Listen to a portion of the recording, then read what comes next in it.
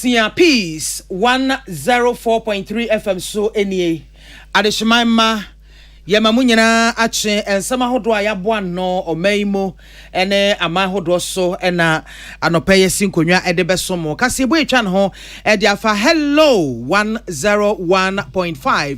ewo edum ewo kumase ye bankra ha okay 101.7 neat 100.9 yenyina ewo shifikisi mu ewo abeka enkwanta Ghana hani amano ni radio stations ahodo pi no munyina ka bomo efa kasebo ya to apiti wiase ama adehye pepiankoma womo enyebi eti anopai semo a yede ebesomo no ne edimu akoten ebeni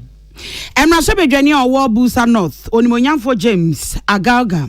ena o chese enuoma bi wo ho amrasebedwam e wo so mo fa nani breso te sa sojafo yi a na o mo se ashaman wo mo bronkrofo e ho report dadada etimi meduru ye na opanyi akasa e de afa ho Abato komisa dwemtsani ede atudwase komisa no awiata so se afia bato no wo mberɛ sɛ bibia bekoso toten Madam Frafo awo NDC amanyokuo mu ede atu edwa se Vice President Dr. Mahmoud Bawumia wonyai so se wo pe debate wone enkane mampanyi John Dramani Mahama no nko padwuma emfama emabunu no anaso wone mabunu no nkotena se no omunye debate no omo no mbetimi ne no atototo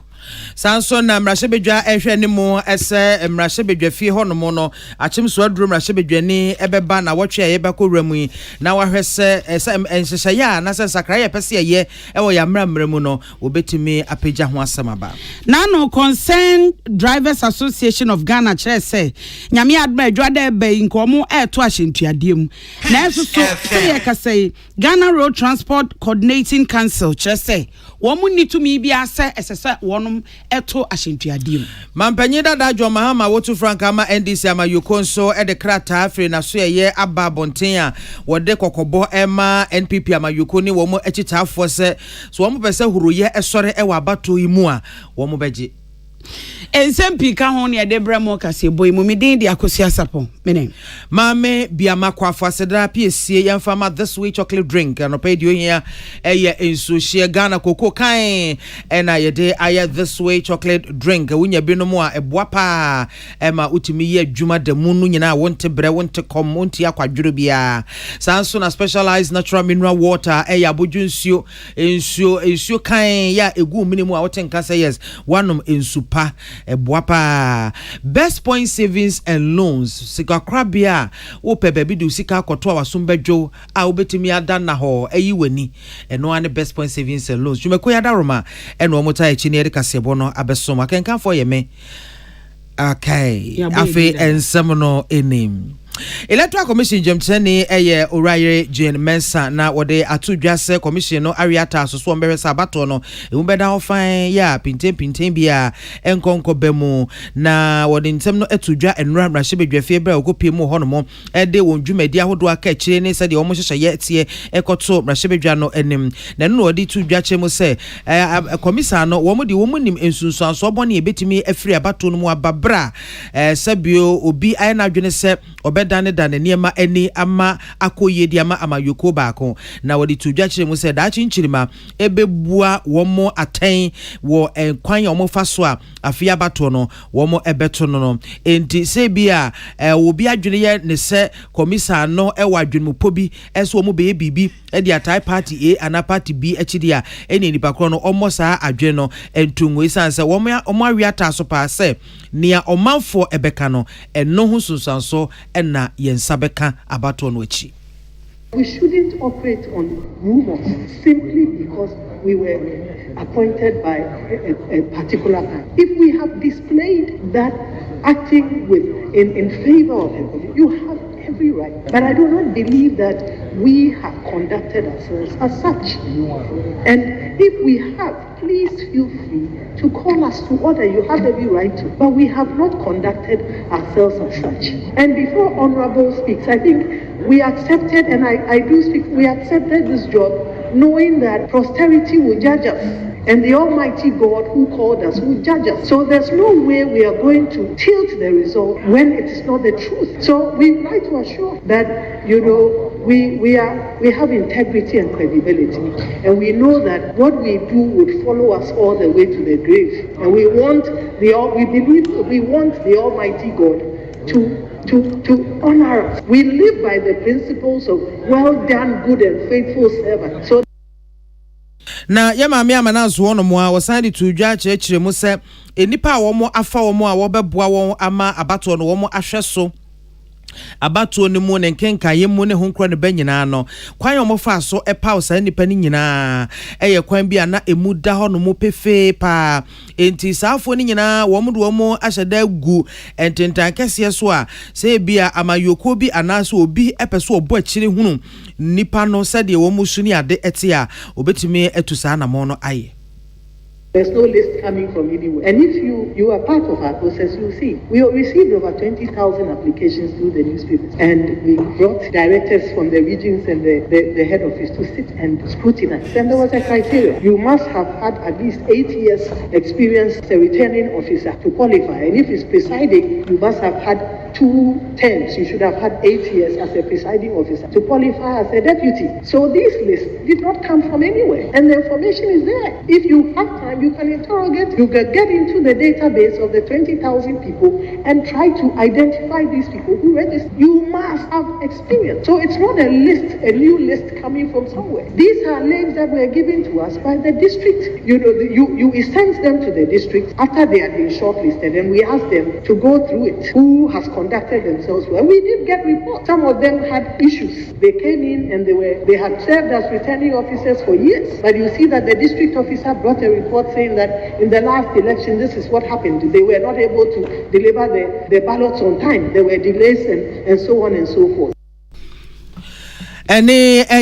abato Commissar James ne O'Reilly Jane Mensah.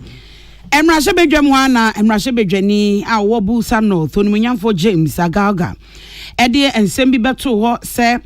suban bi a emrashe bedwam ya na esie ewo ensama gudo bi titiru ene ne nanu bi esi ye wo ahyaman se asojafo akoto ahyade hye wo hoso enam so ema Speaker of Parliament Right Honorable Aban Sumana Kingsford Bagbin ebo abedwakuo se wo munye hwehwemu na sa findings a wo mo eye no wo mo twen se nkom de report no beba enso acha wo mun hyeda emfanto mrashe bedwam wo munyuma wo mbeye se bia na woche no ebia de omu besim no wo de beto dwa wo mo mfa enka ho enu nti wotena se din no odwene ho a na eha no esan se nipa fa nwudie ne yatietia so no etisi yakwakoye nhwehwemu a wo se ye ne ntem so ne ya de aba beto no wo atena se wo mo adwendwene ho na montu ese so wo mutu no na wonum atu na no eno che se business committee fo no wo mo nesese wo mo hwe no wo mo di hyembie na ye de abeto ye se ebia na wotwe ebesim no saa asem ya esi ye wo ahyaman na ne asojafo no ya ye mo hwehwemu awie nti report no ye de beba enso wo mo nya ne saa wo se yakoba saa na edipa fa ahudie na yetietia so enye enibresam emfama emrashe bedwafo. Human rights violation. It is alleged that the military brutalized the people of Ashama. Mr. Speaker directed the Committee for Defense and Interior to conduct some investigation. We have since concluded with our investigations and laid our report. Mr. Speaker, the motion keeps appearing on the order paper for action. Somehow, the Business Committee has never found space for this important motion to be taken. People's rights were violated, and the public is watching. Just as Honorable Okujeto Ablakwa hinted, the perception about this house is not good at all. The last time the Speaker were at a public lecture, you even delegated us to represent you at that public lecture at the GAFC, and it came out. Speaker upon Speaker accused Parliament of going to sleep in respect of the Ashaman matter. And what you know, assign HSS one of the Wabeka. Speaker enhye se de be ya na wotwe ebesim no wo mo de sa report no be ba beto no mo nyina be hunu se de sitie na afi wo maka ho asem na eyade ahihia. So why are we not attaching importance to a matter that touches on human rights, Mr. Speaker? I see that on the other paper the motion is captured. I think item 39. So, Mr. Speaker, I'm appealing to you to give a directive that early next week this matter be dealt with once and for all. Wey Emrashebedwani owo Busanov onmonyamfo James Agalga Achim Swadrum Rashebedwani ye Honorable Kennedy Oseinya ko na nyame ya adomwa private members motion obepeja hwasem na wotwe eba ko remu e Rashebedwafi na sa private member motion no yese yehwe na yamamra yede echichire omanyi a ye no afia pema hankono eduokono emienu no efa bi wo ho no mo a ewose etimi eyemu ensakraye sa afa no yese Ghana fo a ewo amanone yebema won kwan na wo mo so so omanyi chichire no wo mo chere womo efa ewomo ebi na sa amendment na kane minority leader oye Tamale South Rashebedwani Honorable Haruna Idrisu edena no etomu bi no chese otaisa ensakrai na chipa na ene nwanwan na hodwiri kakra se mampanyi ene na soafo no bia womo nyoma adwene se won betaisa ensakrai ewo amamra no mu achi amomatimi ayama edimu. In principle, I support the amendment which will allow for Ghanaians abroad to play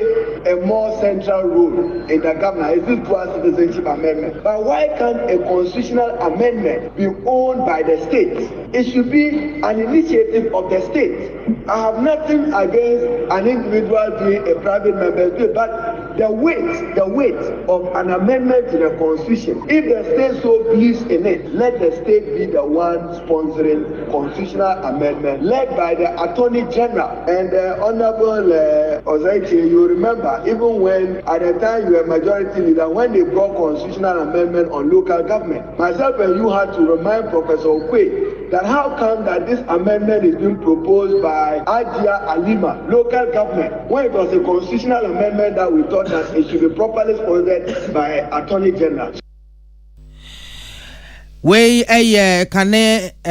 minority leader Osanya Tamale South Rashebedwani Honorable Haruna Idrisu owie na kane majority leader Osanya Swami Rashebedwani Honorable Seche Mensa Bonzo no so kire na dwene oche so ne yero Haruna Idrisu ya dwene pa efa sansa kraya nyame yadoma na wotwe ayebesimu no mo ebeye wa mamra no mo.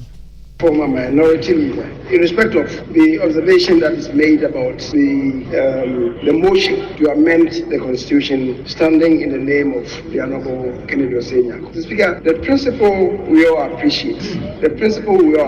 But amending the constitution, in my view, certainly should emanate from the executive and not an individual. That is something that we need to look at. But the motion has been admitted already by the Speaker. And so one should tread cautiously. Otherwise, you'll be questioning the authority of the Speaker in admitting the motion in the first. So I'm very cautious. But perhaps when it comes before us, these matters will come up. We don't want to, enter into a labyrinth, and then it becomes difficult to how to swim back. So, Mr. Speaker, I share similar sentiments raised by my colleague, but because it's been admitted, perhaps when it comes out to plenary, then in the course of the second read, we could come to some determination on that as to the way forward.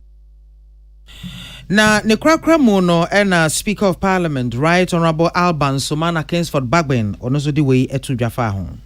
As to how you amend the constitution, there are some clauses that are entrenched and by virtue of the law that will be initiated by government. But there are some articles that are non-entrenched and Parliament is given the opportunity to lead the people to amend that. And so that initiative could come from private members, not necessarily government. And so before I admit such a business, I go through the constitution, and Article 296 is very clear as to how to exercise discretion. Please, I don't take these laws just jokingly. If you go to 296, it says where in this constitution or in any other law discretionary power is vested in any person or authority. A, that discretionary power shall be deemed to imply a duty to be fair and candid. B, the exercise of the discretionary power shall not be arbitrary, capricious, or biased either by resentment, prejudice, or personal dislike.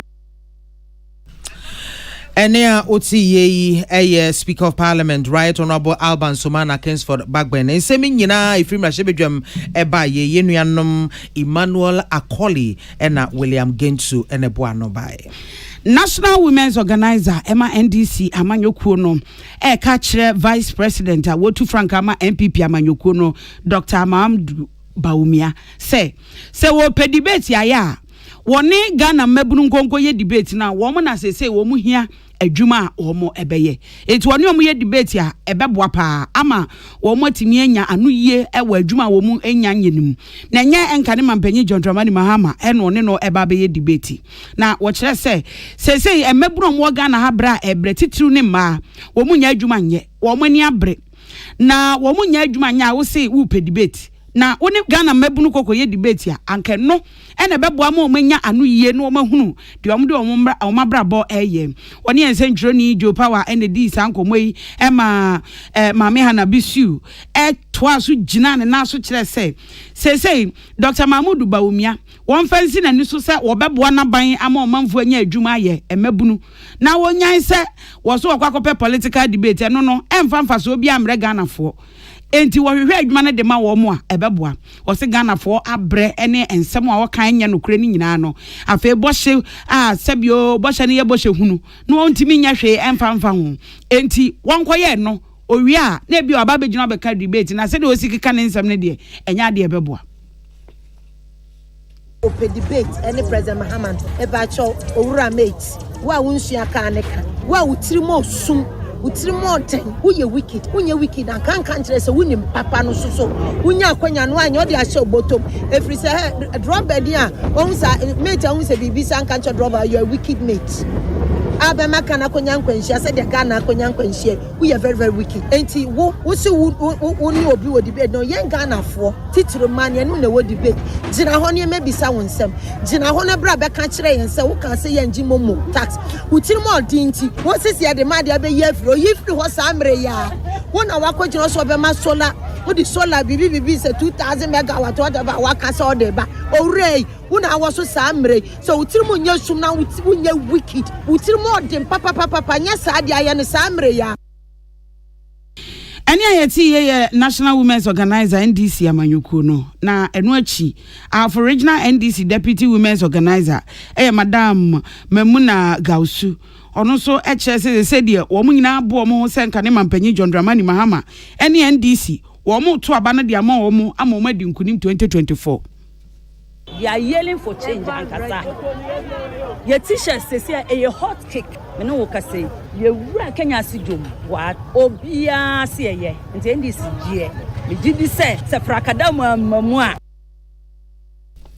Any ayeti ye ya for regional NDC Deputy Women's Organizer Madam Memuna Gausu any ete se okasa jo power yen sentro ni ene di nsemi bai na krata efri mampanyi dada John Dramani Mahama Wotu Franka ama NDC ama yukono ne campaign team enchen aba wo mo chesa de bi ekoso wo mo entimi ankasa ho a ebe ha adwene akwakofa huruye e de aba omayimu na Mahama 2024 campaign en wo mo chese womo any aboso se chief executive for no ene datema Metropolitan Assembly ano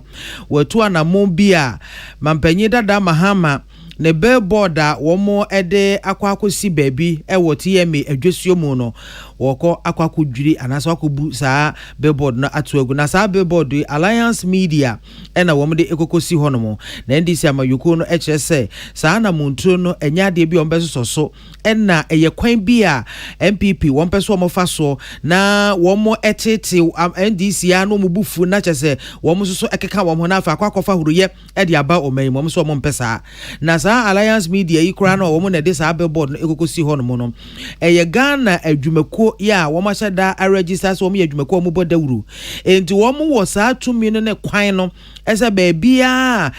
yama kwan se yensi billboard ho bia no wombesi ena afenso no eka bia ne ade wo ho no afi bia womutua bi ema TMA ena assemblies ahodo baabia womo de womo billboard bia bisi no womo etua saa aka no enti womo enti ase Esetema Metropolitan Assembly no chief executive ebetimi akwako dwiri saa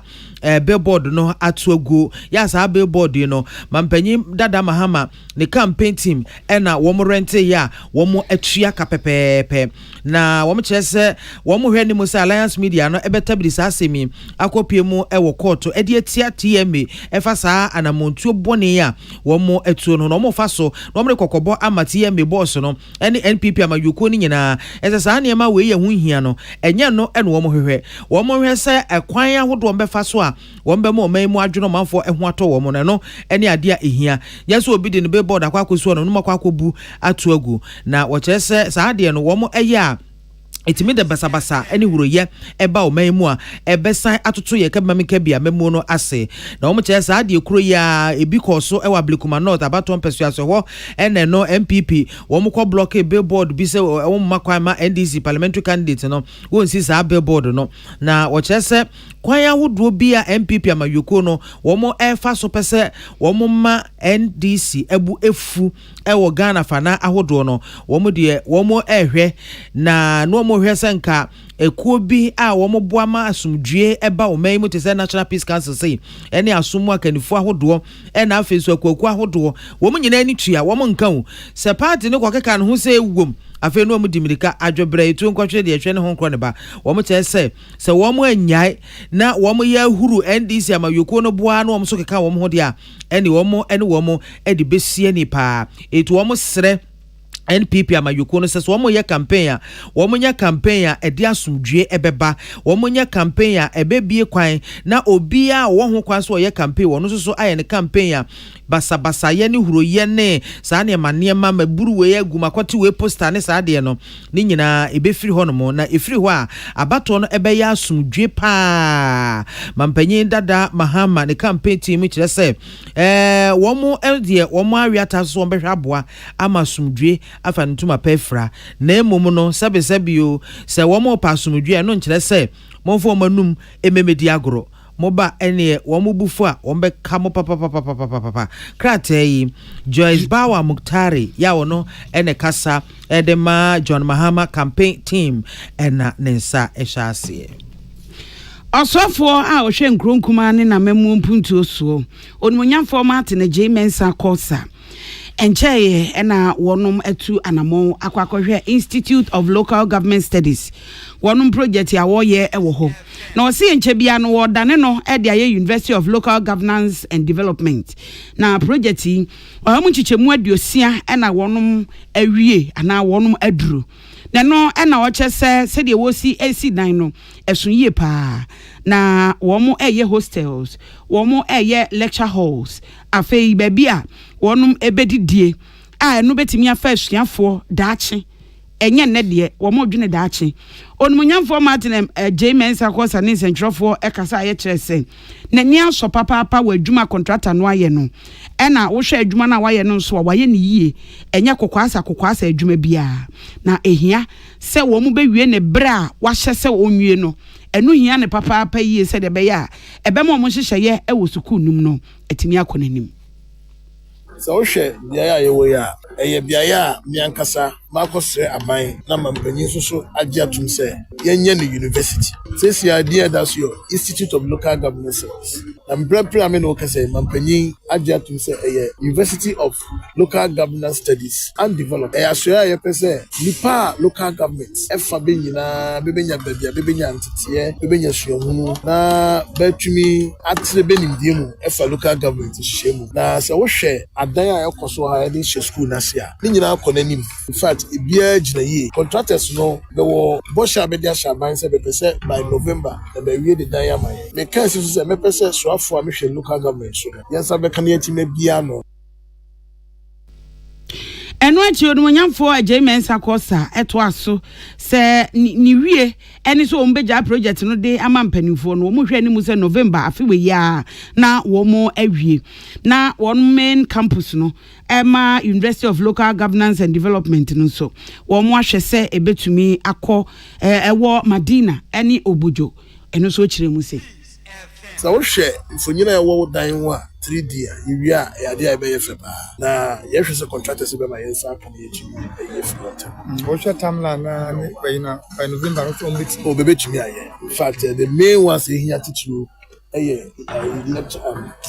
hostels no. So we share lecture halls, now we share you other structures you use that. But we don't know about the share a book. It's me say you school no there can yes no you University of Local Governance and Development. That means some cases should be school no hania wo.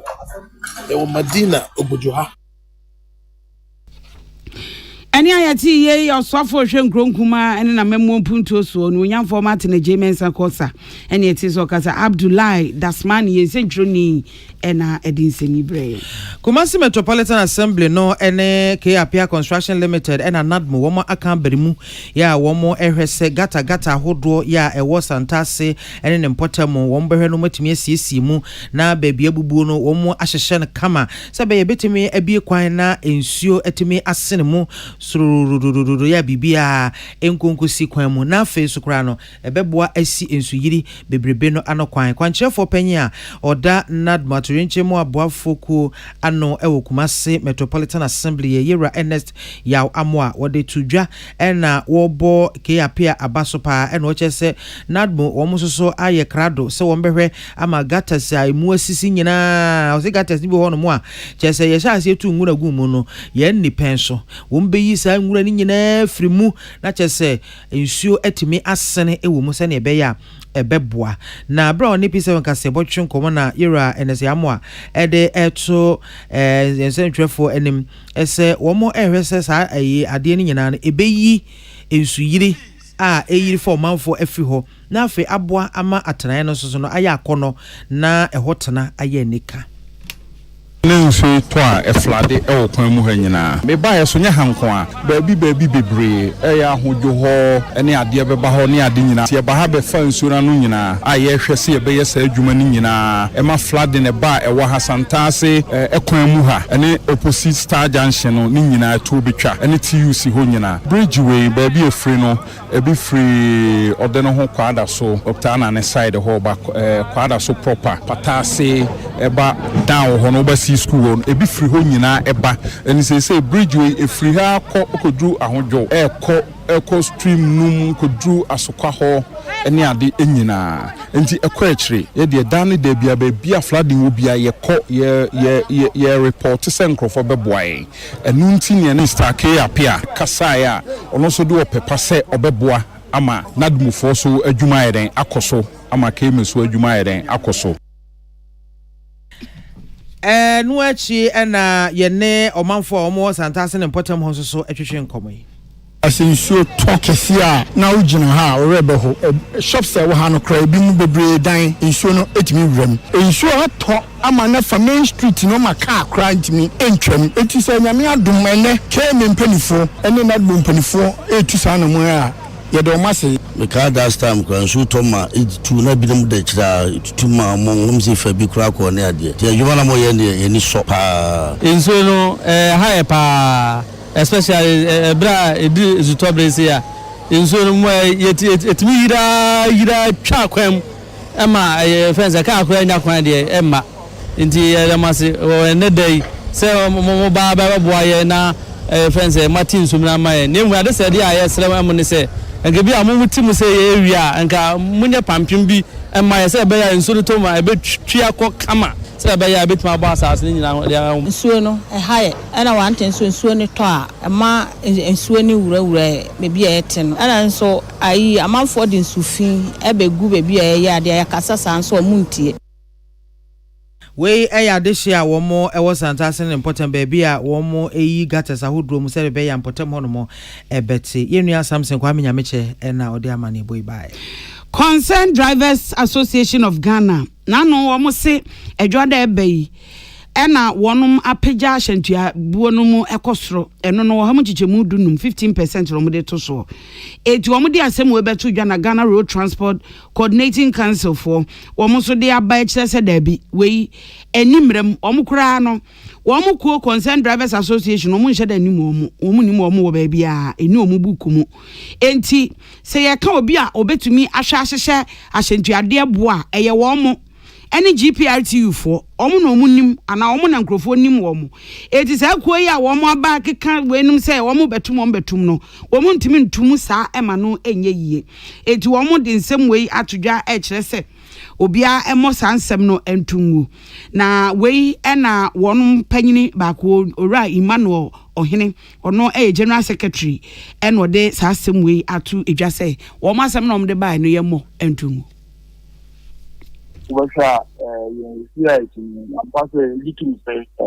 Transport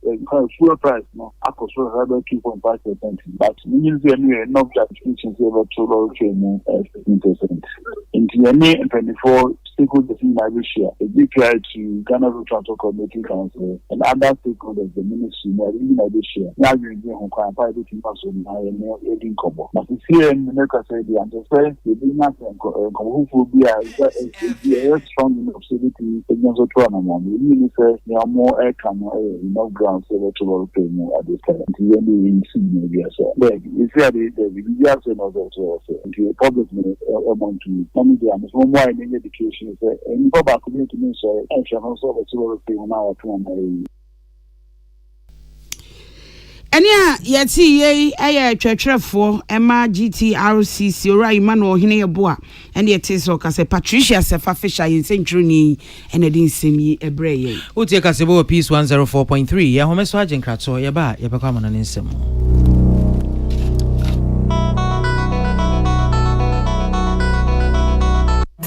Exhibition. I go Ghana. Every Canada 20th August. I copy Canada 27th August 2024. About what komisa. Ebeda about one krata neti. I want mia ya to abenina. I want minimum. Every anopa nonson. I copy menyumbre nunsiande bia. We akwenya mo bia. So ba kwhye ni din. Ene ne police station. Se bibia ya pepepe. Na afesu ye ba hwe se. Obia onsem fata din. Eni about wo humanimu. Na afesu se ye beyi omo mafiri mu nyina din. Every about wo humanimu. Ne science no with the death certificate, burial permit, and now obituary notices. Ebeba ne de agina so yi omu din afi about wo humanimu. Se wo ho kwan ana what wrong with this? What's out to about? And what's out with ID cards and no registration slips in our course. And also say, ubet me about *711 *51 hash. I want telephone so. But what you show with Dean and in your mind found who say be a pepe. Obia who coins out to about. Only Mobia only who coins out to about. What's wrong with Dino? Only about what commission no has to three. Nanina Sony. Say Nipaninya if you do watching. Say on your gun any. Say Najimundaho. And Nasa on Yenin Pakwa or Sioye. And Nasa baby out Sena Anya Bia or Troni Dean Sao Betuaba. Say Anya Bia do Dean Akan. Exception. And now multiple registration list. Akwenya da ho se wo be kire die ntia ense se wudin e wasa ahoma nimu afei so kayo se abato ahoma na ye beda neti no e be sha se Canada 20th August ekopem Canada 27th August 2024 ye beta abato nkrata na di e wo police stations ni na wo man nimu efri anopa no nso ekopem enyumre no nsia da bia wa bato e na kire wo dat so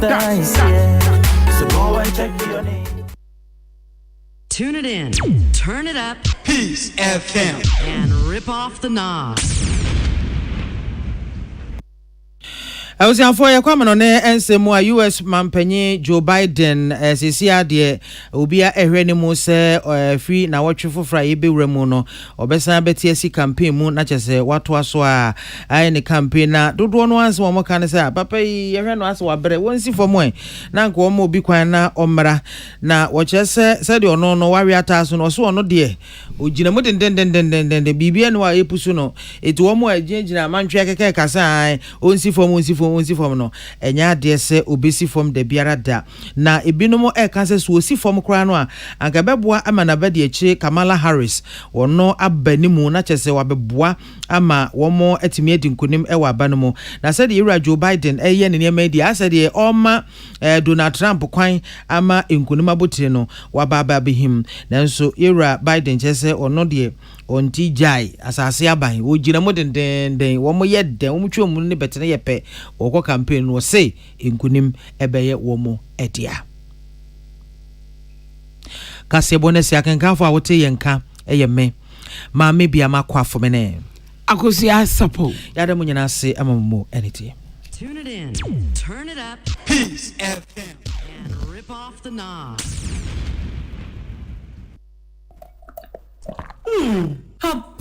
And